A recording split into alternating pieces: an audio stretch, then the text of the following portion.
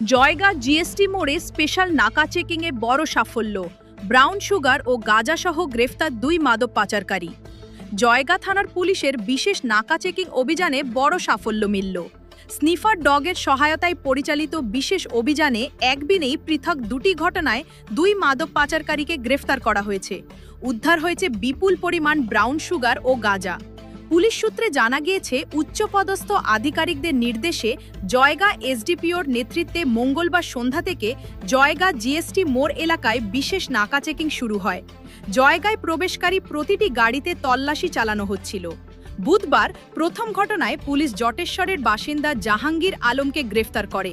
তল্লাশি চালিয়ে তার কাছ থেকে 200 গ্রাম ব্রাউন সুগার উদ্ধার হয়।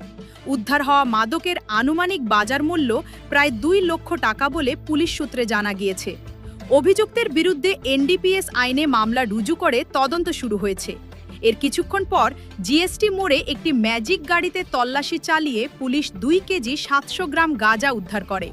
গাড়ির চালকের পরিচয় রাজগঞ্জের বাসিন্দা অসীম মজুমদার বলে জানা গিয়েছে।